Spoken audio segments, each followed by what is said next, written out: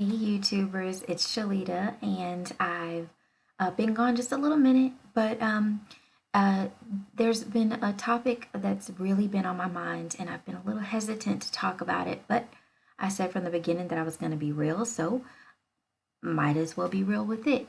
Um, Today is going to be my personal thoughts and experiences on intimacy with having diastasis recti paired with a hernia, an umbilical cord hernia. So, I have mentioned a few other times that we get these procedures done so that we can feel good about ourselves.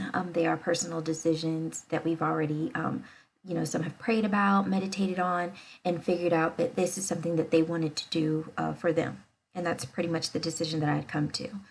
And a good deal of that dealt with just wanting to feel better. Like, I'm not sure if it's just my mind knowing that I'm like 44 days away from my procedure, that my muscles have just been aching quite a bit. I was able to get a massage this past weekend, and it was just, it felt amazing on my lower back, and because you get so much pain and discomfort due to um, having diastasis recti, an umbilical cord hernia. Just it just aches a lot, and so it also aches like in the side area of my stomach here. I get a lot of pain there, and definitely in the lower back, and so I had a massage. It was amazing. It was great. It was at Hand and Stone Massage in Somerville. So anyone in the Charleston area, I would definitely recommend you going there. It was awesome, and it kind of just curved the pain a little bit. The abdominal muscle discomfort that I've been having the past few days. Again, like I said, I don't know if it's because my body knows that we're about to get it in soon and get it corrected, but it's just been aching a bit as well. But when you have all these different aches and pains, they don't help. Mm-mm, not at all. And you feeling like yourself. When you have this protruding belly, when you have all this sagging skin, um, you don't feel like yourself. You don't feel sexy. You don't feel attractive. You don't feel like showing your body. You're just very hesitant. You're essentially just not really down for you. And when I say that, I mean that you can't show all that confidence. Now, you can try to fake it till you make it, and then that might hold you over for a little bit. Um, but you don't feel like you. You don't feel like the person that can really be intimate and be into it in their mind and in their body because you can't, because you're self conscious. And I don't want to put this on anybody. Maybe this isn't a lot of women, but a good majority of women that I have talked to that dealt with diastasis recti or diastasis recti have had all the sagging skin, a lot of the things that are, due to having a baby. They have said that. They have said that, I just don't feel attractive. I don't feel sexy. I don't want to show my body. I want to be in the dark all the time. I don't want to wear anything sexy. It's no way anyone is about to try to put anything. I got a lot of cute stuff. Yeah, I got I got a bunch of cute stuff, and I intend to wear it after the surgery because it's going to look like a monstrosity if I put myself in it now. I mean, I would laugh at me if I put it on now. And my husband, he is not one to if something funny, he gonna laugh. If something looks weird, he's gonna laugh, or he gonna have something to say. And I don't want to give him that opportunity, to be able to say anything. I don't want him to be able to say anything. I don't even want to think that he thinking anything. Um, and so, like I said, there's gonna be a time where I'll be able to wear some of the things that I have after the procedure. But as far as how it really impacts intimacy is, especially with women, we need to be mentally there. If we're not mentally wanting to do anything, if we haven't set it up in our mind that we want to do something, it's just kind of be like, eh, okay, you know, let's do it, I guess. Um, but you want to be there. And if for those ladies who are currently dealing with or have in the past dealt with it because they have since had their procedure, just think back. Just think back with me. Prior to kids, prior to having this condition, you were feeling yourself. You felt confident. You probably could wear a few different things, in the bedroom that you wouldn't have normally, or that you wouldn't wear now, or you wouldn't have worn, prior to your procedure.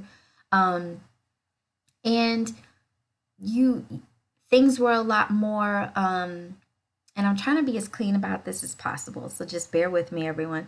But you may have been a little bit more creative, or even adventurous. There's just a little bit more things that you would be more open to doing when, post or prior to having the condition. Then you get the condition, and it's like, no, let me keep on that t-shirt. Let me turn all these lights off, every light. That you don't even need to see a shadow. Um, and those are just some things that you might have felt like. Now I know me having this condition, I don't care for it. Men are very visual creatures. There's not one man who can say that he's not. You do see attractive people. Some may gawk more than others. Some may say it's not all about looks. I get that.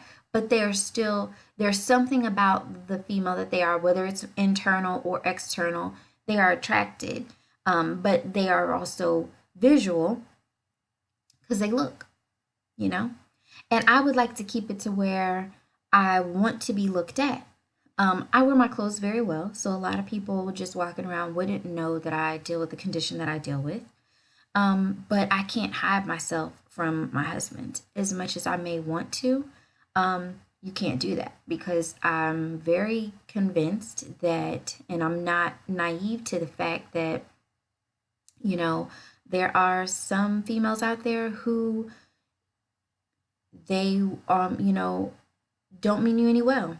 And, they will try to take, your spouse. Now, they can't make a spouse go somewhere. So a spouse is, if they gonna leave, they gonna leave. And that's not gonna be a whole lot one could do about that. But I know that I want to be something that, or someone that my husband likes my body, enjoys my body, and looking at my body.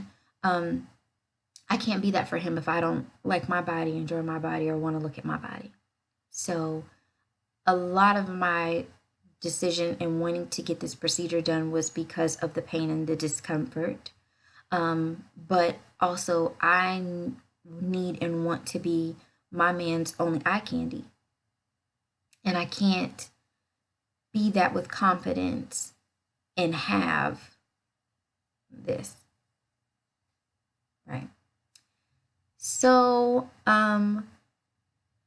another part of intimacy with it, and it may not even be people who are dealing with just diastasis. That's just the only thing that I really can talk to. But different positions, wanting to do different things. Like I said, wanting to be adventurous. You can't even get your mind focused on the moment and being in the moment and the being sensual and losing yourself in the moment when you're thinking about everything jiggling. And everything shouldn't be jiggling. Some things should be jiggling, some things should not. If it's your stomach, for some people it's fine. For me, that shouldn't be jiggling. For me, and that's not anybody else. Some people are very comfortable in their skin, and that's good. To be comfortable in your skin is good. But for me, I don't want my stomach jiggling.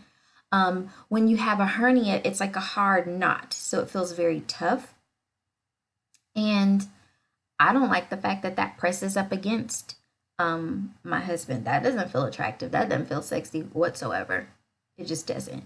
And he said repeatedly, well, Shalita, you've had my two sons, you know, it doesn't bother me. I'm not worried about it. He may not be a stomach kind of guy. He likes other areas. That I'm fine in those areas. And so that keeps him entertained, keeps his attention. Um, but it's just difficult for me to believe that he doesn't see this mess on my stomach and think, mm. Especially if they go to the gym and then they see people with flat abs and contoured waists. I could go to the gym all day and I have such a huge gap of diastasis. The gym's not going to fix that. This loose skin is definitely not going to fix that. There's no amount of cream. If it would, I would have spent a whole heck of a lot less money to get some cream to rub up on there, massage it in, do whatever you got to do. But it's just not. There's not anything like that that can get rid of the diastasis, the loose skin, that you deal with, how it hangs and flaps around. There's just none of that. It's just not cute. And so it can impact your intimacy with your spouse. And it can affect the way that you feel about yourself. I used to be able to prance around looking like could nobody tell me nothing. I can't do that right now. But after I get myself together after my surgery, again in 44 days, next month, no one's gonna be able to tell me anything to me because I would have reinstilled that confidence. I would have that confidence in my body. I'd want to show him. And I'm not a very not now anyway. I used to wear revealing things in my younger years. Now I'm very much about being fully clothed, but there's a way to be fully clothed and still sexy. Fully clothed and still showing I got this. I look good. I feel good. Having that confidence. Not having to always wear, if you're a true size medium, but you want to go and get a large to cover this sagging skin, or you got to tuck it in your pants. Put the deodorant underneath first, tuck it in your pants. Do you see how that doesn't even sound attractive? That doesn't even sound remotely cute. But this is my life. This is a lot of women's lives right now. If they're not using deodorant, they're using what's another one? It's a different kind of powders. What I think it's like a cornmeal powder or something like that. I don't know. I've never tried it, but I have been told to try it. That helps with no chafing. Who wants to deal with that? How am I going to say okay and be spontaneous? Wanting to be spontaneous with intimacy, very difficult because I have to think about, oh shoot, it's not gonna be cute if I got deodorant stains where panty lines should be. Why the world? I'm gonna have to go wipe that. If I had used the powder people talking about, you're gonna want to go wipe that. You can't even be spontaneous if you I'm pretty sure people use powder. You try to take your pants off and dust flying everywhere because you had to put something down there so that it wouldn't chafe.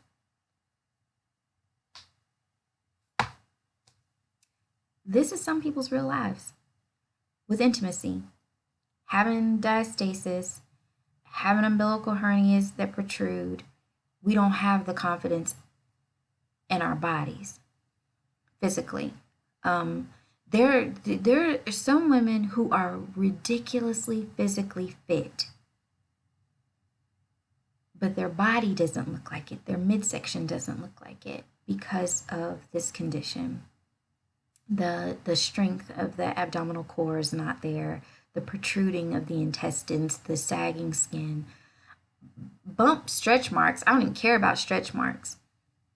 Skin. Look, see? Skin. Skin. Look at that. You can't do anything with this other than go under the knife. When it's as extensive as mine and some other women's is, that's the only thing you can do. And I wanted to just at least touch on that some people think like, oh, you should love your body. Oh, it's okay. Your husbands may say, oh, it's okay. Doesn't worry about that.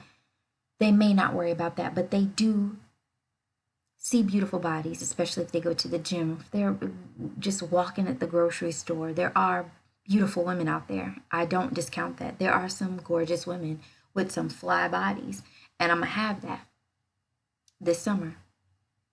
I am. It's just, and I can't wait. And it will be for me and my husband. I'm going to make sure he see it every day because I had invested in my body. And I deserve that. And women who decide that this is what they want to do, you deserve that.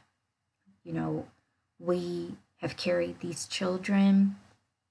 We've given our bodies up, you know, for years at a time, depending on how long you nurse. But when it starts to impact you, and if you can afford to get the procedure done, because majority of the time insurance is not going to uncover anything that's plastic surgery related. If you can't afford it, if you're blessed to be in a situation where you can, do it. And no one's judging. And if they are judging, look the other way. Oh well, because we only live one life. And when you're married, or you have your significant other that says that they don't care, you know, great. That's awesome. It's a beautiful thing. I'm glad that they don't care. But we do. And they will enjoy your confidence. They will enjoy your body. And so that's great as well. And we are here to enjoy each other. You know, you and your spouse are to enjoy each other. And you should be able to mentally, emotionally, and physically be in that moment with them, whether it's spontaneous, whether it was planned out, like, hey, bruh, we need to get them in the bed, bathed, fed, in the bed, bathed, fed, pooped in the bed, whatever order, get them in the bed so we can meet 9 o'clock. We got somewhere we need to be in the bedroom. You need to be able to have those moments where you can put on something and really feel like you can deliver when you put on that something, that you can be in the moment and you're not thinking about my skin, my stomach slopping up on their stomach, my stomach jiggling and bouncing when it shouldn't be jiggling and bouncing, or my back aching and my core aching depending on what position I'm laying in. And that doesn't even have to be intimacy. That could just be laying to go to sleep at night, to have to think about how you should lay. So I really just wanted to touch on that with you all because, like I said, I was very leery about having that conversation.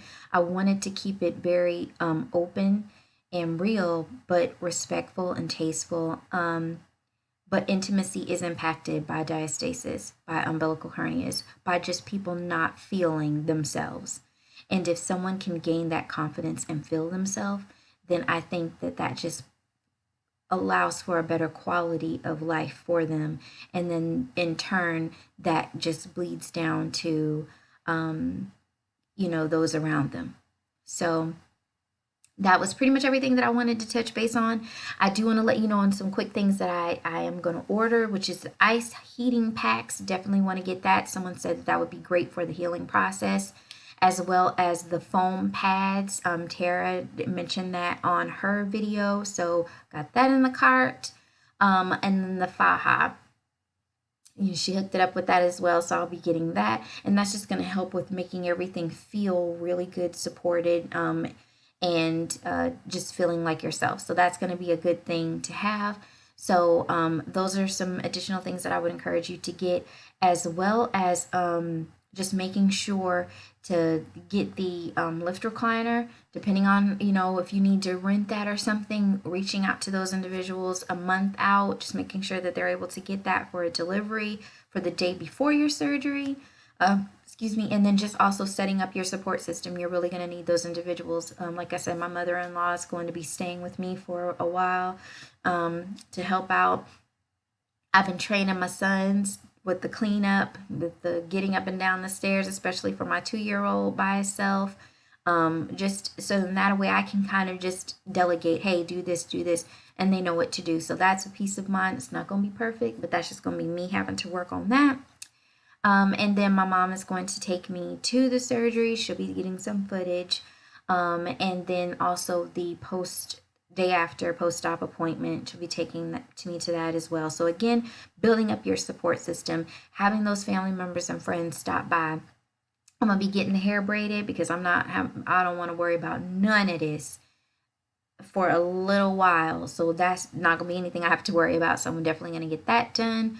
Otherwise, that's again pretty much everything. Be sure to click the like button. Be sure to click that bell. Subscribe. Please subscribe, because I really want you all to be able to follow me on this journey. I'm gonna be also trying to do some Facebook Live posts. So if anyone's on my Facebook, hit that up. I'll be posting also on my Instagram. But everything will come here first. So I would encourage you, just hit subscribe, click it, share with others that you know that may be dealing with the same issues or very similar issues.